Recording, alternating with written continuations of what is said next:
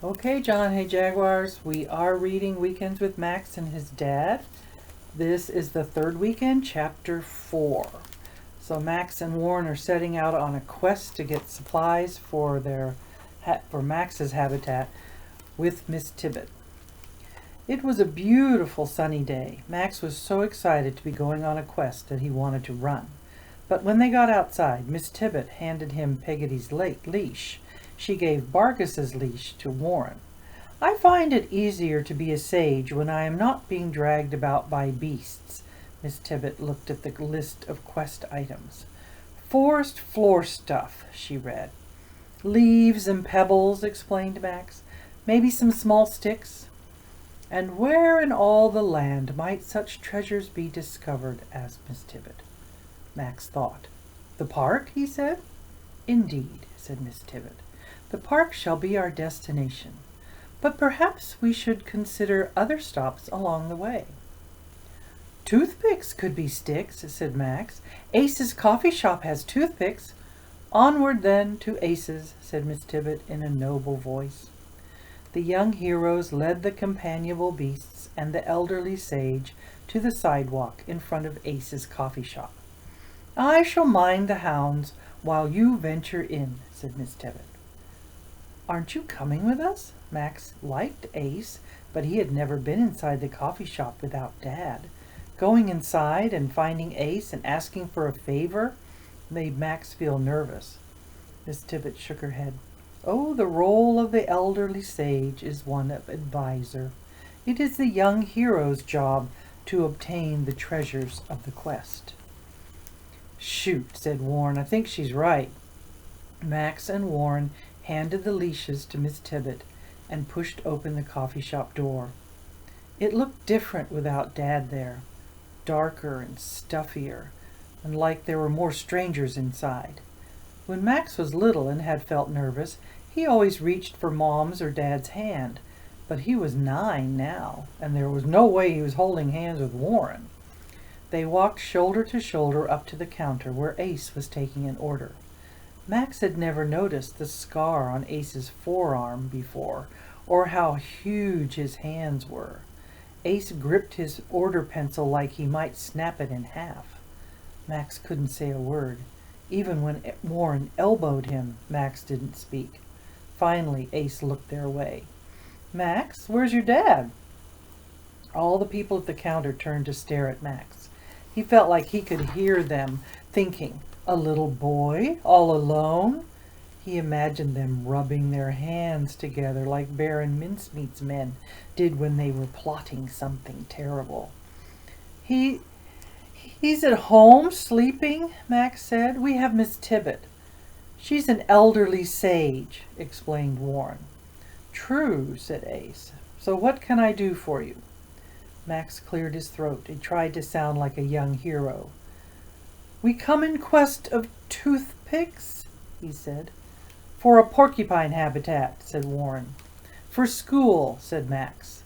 The people at the counter laughed. At first it sounded like an evil Baron Mincemeat kind of laugh, but when Max looked at their faces, he could see it was the happy kind. I can help with that, said Ace. Just a minute. Ace disappeared into the kitchen. He came back a few minutes later with 2 bags. He handed one to Warren. Toothpicks for school, he said. He handed the other bag to Max. Soup for your dad. On the house.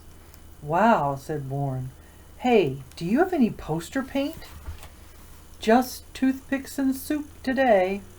Toothpicks and soup are great, said Max. Thank you. His happy wanting to run feeling was back, but running would spill the soup. Instead, Max and Warren quick walked out to the sidewalk where Miss Tibbet and the dogs were waiting. Excellent work, young heroes, said Miss Tibbet. Woomph, said Peggotty, bumping the soup bag with her nose.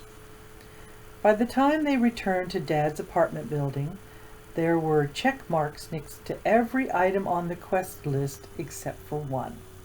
They had collected pebbles off the sidewalk. The Birch Street produce man had given them some kale to use for shrubs and leaves. At the park, they gathered small rocks and strong sticks that would make good trees, including one with a perfect crook in it, just right for a porcupet to sleep in. A pink-haired lady at Museum of Shoes gave Max a box with a picture of a high-heeled sandal on the side. But they still did not have paints. "I am sorry, young hero, that we did not acquire everything on your quest list," said Miss Tibbet, as they rode the elevator to the second floor. "But I hope you feel better than you did before." "I guess so," said Max. He knew he should be happy about all the things they had found, but without paint, the shoebox would still have a sandal picture on it, and the toothpicks would still look like toothpicks. His habitat would not look right at all. The porcupine was a great mammal. It deserved a great habitat. The elevator doors opened. Estelle was in the hallway again. She was no longer covered in yellow, but her one-armed baby doll, Monica, was. "Your doll got mustard on her too, huh?" said Max. "Not mustard," said Estelle. "Sunshine." She lifted the doll's foot. There was a green sploosh in it. "That's grass. The blue in her hair is the sky." Max looked at Warren. Warren looked at Max. "Paints," they said at the very same time. Mr. Pulaski was very happy to let Max use Estelle's paints for his project. "I have had all the sunshine I need for a while," he said. It took several knocks before Dad opened the apartment door. He looked like he had just woken up. His eyes were pillowy and his hair stuck up in all directions. "Like quills upon a fretful porcupine," said Miss Tibbet. "Fitting." She bowed her head at Max and Warren. "Our quest is concluded. You have been brave and clever and persistent. Well done, young heroes." "Well done to you too, elderly sage," said Warren. "Warren," said Dad, "I don't think—" Miss Tibbet held up her hand. "All is well, El Leroy." Max bowed to Miss Tibbet. "Thanks for your help." "It was my pleasure. I have not been on a quest in a very long time." Miss Tibbet handed Dad his bag of soup. "And now, by your leave, I shall return these beasts to their lair. Fare thee well, young heroes." "Fare thee well," said Max. And that's the end of chapter 4.